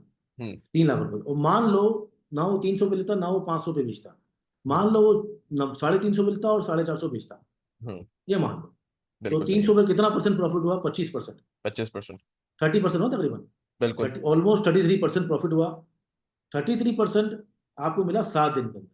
7 days। पूरे साल में लोगों को बैंकों में नहीं मिलता नहीं थर्टी मिलता। थ्री परसेंट बात साल खत्म में हो भी गई। बैंकिंग में वही 16 15, और आपको 33 भी, अब 25 20 भी कर ले तो बैंकिंग से ज्यादा, ये काट के भी करें अरे बहुत ज्यादा बाबा तो 10 भी कर ज्यादा लो, है, तब भी ज्यादा 10 है। कर लो। 7 दिन में मिला। 7 दिन में, अब 7 दिन में अब आपको 365 को 7 में डिवाइड करना पड़ेगा। तो हम्म। मेरे पास है कैलकुलेटर, 365 डिवाइड बाय 7, 52 टाइम्स। हम्म। एक हफ्ता होता है ना 7 दिन का, बावन बिल्कुल हफ्ते ऐसे ही। होते हैं। 52 टाइम्स इंटू 10, 500%। और शायद हम रफ में जल्दी कम बोल रहे हो मुझे, हमने हर जगह उसको 10% कर दिया, 30% की जगह पे। हमने पहले 200 की जगह 100 रुपये कर दिया, 100 रुपये को हमने 30% की जगह 10% कम से कम कर दिया। कम से ये कम कम से से किया। कम करने में 500% मिला लोगों को। और अगर कोई हम मुझे बात अच्छे से अच्छा बताएं, करें तो जैसे सासगा जैसी कंपनी ने 1700% 1600% भी दिया, वो और भी मुझे बात बताएं, अगर उस कॉल पे अगर कोई रह जाता, अगर 20% के टारगेट के भी कोई रह जाता कोई, तो 20% जब टारगेट अचीव हो सकते हैं, तो why don't you put stop loss below 3%, 4%। बिल्कुल। अगर 3 से 4% पे स्टॉप लॉस लगाएगा तो 20% अगर कमाएगा। हम 30 की बात नहीं कर रहे हैं, हम उसकी बात नहीं कर रहे, पूरा जो 50% मिला है लोगों को उसकी बात नहीं कर रहे, हम मिनिमम की बात कर रहे हैं कि बीस मिनिमम। परसेंट मिला है। तो 20% में अगर एक तरफ प्रॉफिट और 5% लॉस हो, तो फिर भी नेट 15% बचा ना आपका। 15% बच रहा है। बस ये है प्रॉफिट में ही है कि ना, अगर कैलकुलेशन अगर ही है डिस, सारी। अगर डिस्ट्रैक्शन में रहेंगे, अगर तमाम किस्म की फुफियाँ जो व्हाट्सएप ग्रुपों में हैं, या फिर जो यूट्यूब पे बैठी हुई हैं, बहुत बड़े बड़े दरवेश बैठे हुए हैं, अगर उनके मेरे मुझ पे रहेंगे, इवन मुझ पे भी ले रहे हैं ना, मैं भी यूट्यूब पे बैठा हूँ, चले यूट्यूब पे बैठा हुआ हूँ, व्हाट्सएप पे बैठा हूँ, अगर उन्हीं पे रहना है, उन्हीं की बातें सुनी हर वक्त और कॉन्सेंट्रेट नहीं करना, तो ये पैसा आप कैसे कमाएंगे? आप तो ब्लेम दे देंगे, इसने ये बोला, उसने वो बोला, इसने वो बोला। गवर्नमेंट चोर है, ये चोर है, आर्मी चोर है, इमरान खान चोर है, फलाना चोर है, ये चोर है, बस। तो भाई तुम अपने काम पे ध्यान दे दो यार। तुमको काम नहीं करना, बाकी सारी बातें ही बातें। अगर बंदा जब काम नहीं करता ना, वो माइंडफुलनेस नहीं होता ना, ब्लेम गेम करता जब है वो फिर। जब वो बिजी नहीं होता ना, तो हमारे वो मेमनो बोलते हैं ना, न्योड़ो मारू नुखत वाले, मतलब उसको बोलते हैं कि जब आदमी फ्री, कहते हैं ना, डेविल्स कहते हैं, ऐसे कुछ इंग्लिश में भी है उसको, free mind is a devil's house of devil's devil. Devil's house. हाँ, अब वो खाली, जब आपका स्टॉक नीचे है या वो रुका हुआ है, अब आप खाली हो गए ना, हम्म। सिंपल है, स्टॉक की मिसाल लेना इसको। जब आप खाली बैठे हुए हैं, आपका स्टॉक नीचे है या आप साइडवेज में है, तो फिर अब आप खाली बैठे हैं, अब आपका कोई काम तो है नहीं, तो स्टॉक तो मूव कर नहीं रहा, फिर अब आप कॉन्सेंट्रेशन हटा, यहाँ चले गए, ये खराब है, वो खराब है, बस ये चलता है फिर। बिल्कुल सही। तो जब तक स्टॉप लॉस लगा के निकलेंगे नहीं, बिजनेस को ध्यान नहीं देंगे, खुफिया बने रहेंगे, तो फिर गरीब ही रहेंगे, बस दैट्स इट। हम्म। सुहेल भाई, जब भी आपके साथ में बैठता हूँ ना, मेरी बड़ी ग्रोथ होती है, पता नहीं, जब आपके साथ बैठता हूँ ना, मुझे ऐसा लगता है कि फॉर सम रीजन हर इंसान के जहन में कोई कंफ्यूजन आ जाती है, कभी कोई डाउट्स होते हैं, बहुत सारी चीजें सोचता है। But you being my mentor, मैंने आपसे सीखा है बहुत, सब कुछ ही आपसे सीखा है, एंड आई अरे हाईली मुझे, रिगार्ड। मेरे पास लोग खुशी से होते हैं, मैं बिंदास, अपन झूठ नहीं बोल सकता ना यार, ना बनावटी है। ये तो यही इसलिए तो लोग लोग आते भी मेरे पास इसलिए हैं कि भाई ये कड़वा बोल देगा लेकिन सच बोल देगा। डिफरेंशिएशन पॉइंट यही है ना कि जब मैं आपके साथ बैठता हूँ ना, तो मैं अपनी ग्रोथ के लिए बैठता हूँ, और मैं लिख रहा होता हूँ कि सुहेल भाई क्या क्या बता रहे हैं, क्योंकि वो बहुत वैल्यूएबल लेसन होता है। मैं लोगों को भी बताना चाहता हूँ कि जब आप किसी के साथ जुड़ते हैं, मैं अपनी मिसाल लेके बताता हूँ, तो आप ये मेक श्योर करें कि जिस टीम के साथ आप जुड़ रहे हैं, वो रिलायबल कितनी है, वो ऑनेस्ट कितनी है, और वो कितनी मेहनत से काम करा रही है। जब वो मेहनत, जैसे सोहेल भाई ने वेबिनार का डिस्कशन किया, वो वेबिनार पूरी टीम ने जो कंडक्ट करवाएगी नवंबर में इंशाल्लाह, आप लोग नंबर पे व्हाट्सएप कर सकते हैं, मैं आपसे डिटेल शेयर कर लूंगा। उसमें जो लोग स्टूडेंट्स हैं, हाउसवाइफ्स हैं, लड़कियां हैं, इवन जो लोग स्टॉक मार्केट में काम कर रहे हैं, उनको भी कंफ्यूजन है, जिनको ये आइडिया नहीं है कि स्टार्ट कहाँ से करना है। मतलब मैं एज एन इंडिविजुअल ये तो समझता हूँ, खबरों में देखता हूँ KC 100 index all time high, market में तेजी, मार्केट में मंदी, लेकिन मार्केट है क्या, इसके पीछे फिलोसफी क्या है, इसके पीछे कंपनी कौन सी है। आप PSO है, आप पेट्रोल डलवाते हैं, आप शेल को देखते हैं, या आप निषाद को देखते हैं, ये ब्रांड्स आप सुनते हैं, राइट। आप एंग्रो का नाम सुनते हैं, आप ईफर्ट का सुनते हैं, आप ऑलपर्स का दूध यूज करते हैं, लेकिन ये कंपनियों में आप भी पार्टनरशिप कर सकते हैं, आप भी इसके हिस्सेदार बन सकते हैं, इसके शेयर्स खरीद सकते हैं। अब वो प्रोसेस किस तरह चलता है, वो हमने समझाने की कोशिश की, ताकि जब आप लोग इस मार्केट मेंटर हो, तो आप लोग सिर्फ प्रॉफिट ना बनाए, लेकिन आपकी बेसिक बहुत अच्छी हो। तो कोई भी डिटेल्स आप लोग को हमारी टीम की सर्विसेज के हवाले से भी चाहिए, तो आप लोग व्हाट्सएप कर सकते हैं। सुन इसमें भाई, भी आपको एक और चीज़ इसमें भी एक और चीज़ होगी ना, ये पूरा पॉडकास्ट देखने के बाद और तमाम वीडियो जो लोग देखते होंगे, उसमें भी चार पांच लोग ऐसे आएंगे जो इसमें से भी कीड़े ढूंढ रहे होंगे, धूम पकड़ लेंगे, ये तो ऐसे बोलता है, ये तो ऐसे बोलता था, ऐसे लोग भी होंगे जिनका होंगे। काम यही है, क्योंकि वो आपको डरा। अब देखो ना, सीमेंट सेक्टर चला ना, सुफियान को मैंने बोला देखो पूरा सीमेंट सेक्टर चलेगा टेक्निकली, अच्छा मेरे पास सबसे पहले स्विंग में 10 स्टॉक सीमेंट के, तो मैंने उसको रिड्यूस किया, अपने क्लाइंटों को मैंने बोला यार पूरा सीमेंट सेक्टर में कोई खराब नहीं होगा, तो पता चला हमारी जो है ना कब्र भी सीमेंट की बन जाएगी। बेस्ट वे सीमेंट, अटक cement, Kohat cement, Cherat cement, lucky, सभी से सॉरी मिट। फौजी cement, flying cement, Kohat cement, ऐसे 7-8 सीमेंट थे, तो हमने कुछ रिड्यूस किया, अटक सीमेंट, चिराट सीमेंट और बेस्ट वे सीमेंट, ये रिड्यूस किए, उन पे भी कैप लग गए। तो कुछ लोगों ने बोला था सीमेंट चलेगा ही नहीं, बिल्कुल। और ऐसे चार पांच बाबे हैं, हमारी यूट्यूब की इंडस्ट्री में चार पांच बाबे हैं, कोई एडवाइजर है, तो कोई गुरु है, तो कोई गुरु घंटाल है, कोई एकेडमी चला रहा है, तो कोई कौन सा अड्डा चला रहा है, सब। ये सीमेंट सेक्टर चलेगा नहीं, सीमेंट सेक्टर में पोटेंशियल नहीं है, आगे डैम नहीं बनने हैं, 50 कैपेसिटी नहीं है, ये नहीं है, फलाना नहीं है, और सबसे तेज जो है वो सीमेंट सेक्टर चल रहा है इसमें। और तेज भी PSDP कैसा फंड चल नहीं रहा है? है, और कंस्ट्रक्शन हाँ, तेज एक्टिविटीज पे। और तेज भी कैसा, खट्टा सीमेंट 36 का, आप रिटर्न चेक करो, किसी पूरी इंडस्ट्री में नहीं होगा। 36 का 125, 36 तो बहुत लेट ना, पहले तो 15 था। फ्लाइंग सीमेंट 8 रुपए का, 21 रुपए, 7 रुपए का। फिर इसके बाद आप आ जाए फौजी सीमेंट, 12, 14, 15, 18, 18 से ऊपर जाता नहीं था, आज 34 रुपए। ठीक है, कोहाट देख लें 250, 400, अटक सीमेंट 90, 180, आप रेंज देख, चिराग डबल 175 60, चिराग डबल से बिल्कुल नहीं 160 होगी। 75 240 पे कैप, बेस्ट वे 300, पूरा सीमेंट सेक्टर चल रहा है, इसके बाद 2-3 स्टॉक के DCL, maple leaf, DG Khan, that's it. पूरा सीमेंट सेक्टर परफॉर्म कर। तो यार लॉजिकली आप टेक्निकल फंडामेंटल्स को जब मिलाते हो, लोगों को बताते हो, तो कुछ तो रखो ना कि ये नहीं चलेगा, ये नहीं चलेगा। ये आपने स्टेटमेंट जब दे दिया तो लोग तो दूर रह जाएंगे। दूर या हो तो जाएंगे। अगर उनके पास स्टॉक पड़ा हुआ तो छोड़ देंगे बेचारे। हम्म। उनको बताओ ना भाई क्यों नहीं चलेगा, कोई स्टॉक क्यों नहीं चलेगा। टेक्निकली बुरा है, फंडामेंटली बुरा है, वाह है, आप डरा रहे हो। अच्छा वो चीज चलेगी जो मैं कह रहा हूँ वो चलेगी, भाई तू कह रहा हो नहीं चली तो क्या करेगा, आपके पास ऑप्शन क्या है, ऑप्शन तो दे। ऑप्शन क्या है, बिल्कुल। मैं तो नहीं बोल सकता कि ये चलेगा, मैं तो नहीं कह सकता कि ये नहीं चलेगा, मैं तो किसी भी चीज के बारे में कह सकता कि ये होगा। हम होते कौन है कहने वाले हैं। हम एक आइडिया लगा सकते हैं, एक तज्जिया दे सकते हैं कि मेरा ये ख्याल है, मेरी ये रीडिंग है, दैट्स इट। रीडिंग है।